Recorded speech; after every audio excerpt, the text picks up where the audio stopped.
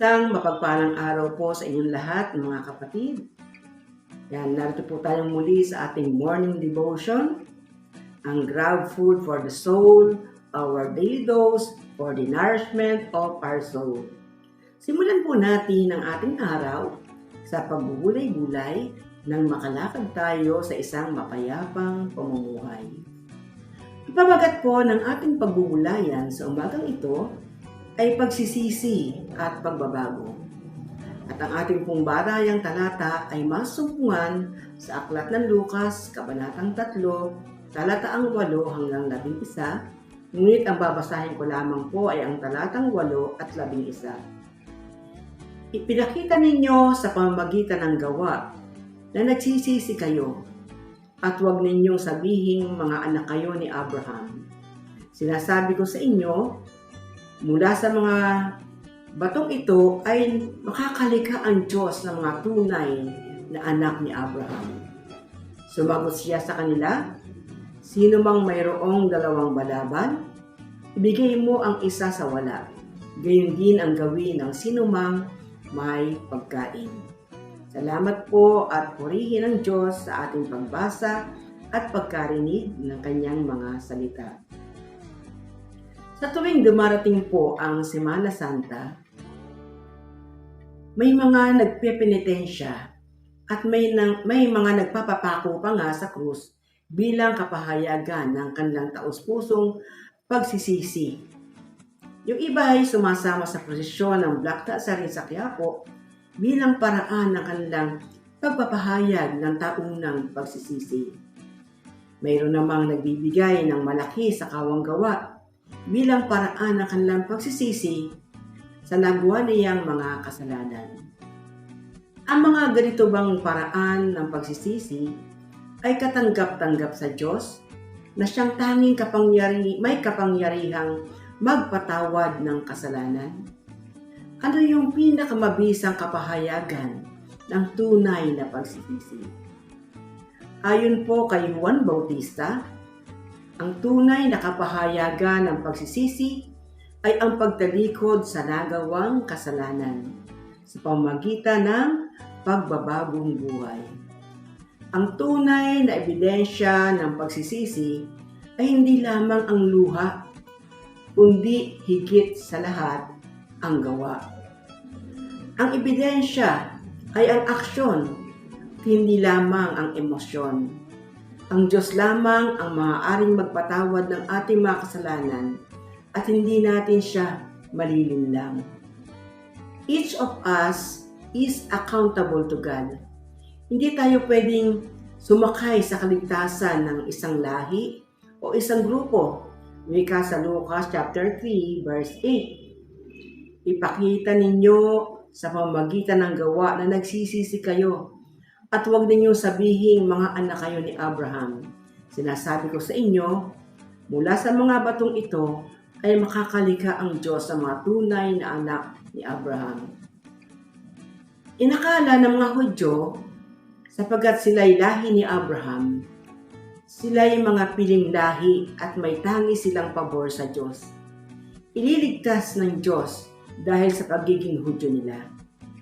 Maging sa ating panahon, ay may mga grupong nagsasabing tiyak ang kanilang kaligtasan dahil sa pagiging miyembro ng isang particular na relihiyon. Kung tutuusin, tayong lahat ay nagkasala. At maaring paulit-ulit na nakakagawa ng kasalanan. At ang kaligtasan ay para lamang sa tunay na nagsisisi kasabay ng pagbabagong buhay na katanggap-tanggap sa harap ng Panginoon. Panginoon, patawarin niyo po kami sa aming mga kasalanan at bigyan mo kami ng kalakasang espiritual upang hindi namin magawa pang muli ang mga kasalanan ng aming nagawa. May 3 grupo ng taong sinasabihan ni Juan Bautista kung ano ang nararapat gawin upang maipakita ang pagsisisi sa pamamagitan ng pagbabago.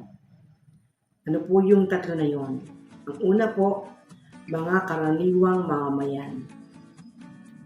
Kung tutuusin, tila namang walang ginawa itong masama. Sabi na natin, tila wala namang ginawa ditong masama ang karaniwang mamamayan. Sukat nilang pagsisihan at ihingi ng tawad. Ngunit ang totoo ay mayroon silang malaking pagkukulang at ito ay ang kakulangan ng pagmamalasakit sa kapwa.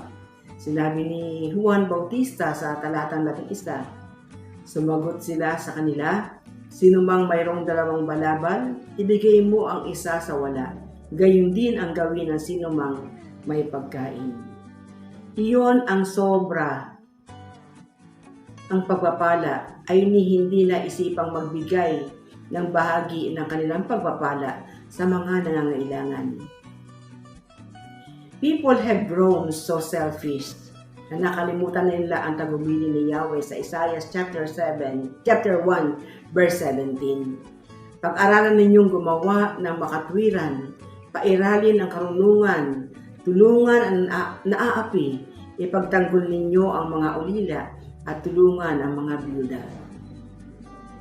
Ganito rin ang atas ng ating Panginoong Hesukristo nagsabing, anuman ang gawin ng sinuman sa pinakahamak na tao sa lipunan ay sa kanya iyon ginawa. Pinagpatuloy ni Apostol Pablo sa Ephesians chapter 5 verse 16. Sabi po dito, gamitin ninyo ng lubusan para sa mabuti ang bawat pagkakataon, sapagkat puno ng kasamaan ang kasalukuyang panahon. Ito rin ang dahilan kung bakit tayo pinagpapala ng ating Panginoong Diyos, upang maging pagpapala sa iba para sa kanyang karangalan. Wika po sa 2 Corinthians chapter 9 verse 11, pasasaganahin niya kayo sa lahat ng bagay upang mas marami ang inyong matulungan. Sa gayon, lalong darami ang magpapasalamat sa Diyos dahil sa inyong tulong na dadalhin namin sa kanila. Tayo po ay manalangin. Panginoon, maraming salamat po sa umagang ito, sa muling pagkakataon na kami makapagbulay-bulay na iyong mga salita. Maraming salamat po sa inyong paalala sa amin na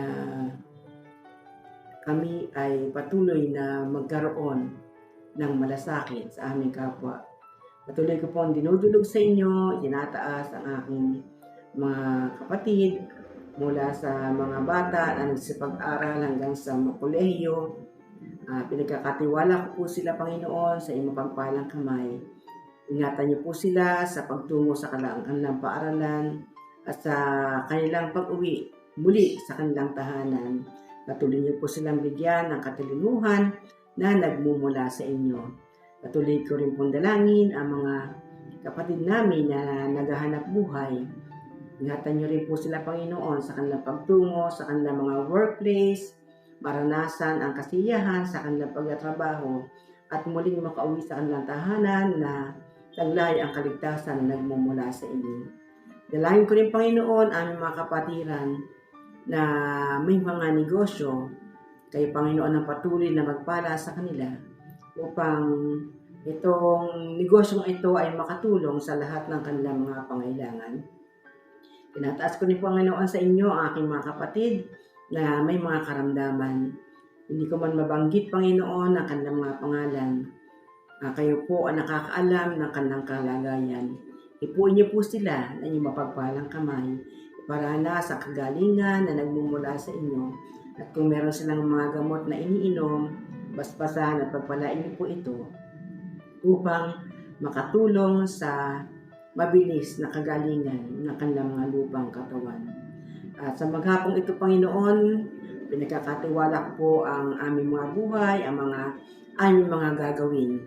At tunay na maranasan namin sa maghapong ito ang kasiglahan ng aming lupang katawan, ang kasiyahan sa lahat ng aming mga ginagawa.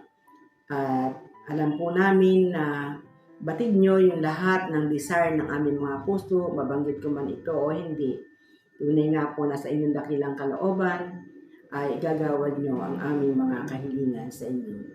Ito po ang aming dalangin sa pangalan lamang na aming Panginoong Hesus. Amen. Papuri po at pasasalamat sa ating Panginoon. Salamat mga kapatid sa inyong pagsama sa pagbubulay-bulay ng salita ng Panginoon. A friendly reminder po sa bawat sa ating lahat, be Christ-like in your workplace today. Humayo at maglingkod. Magandang umaga pong muli sa ating lahat. God bless us all.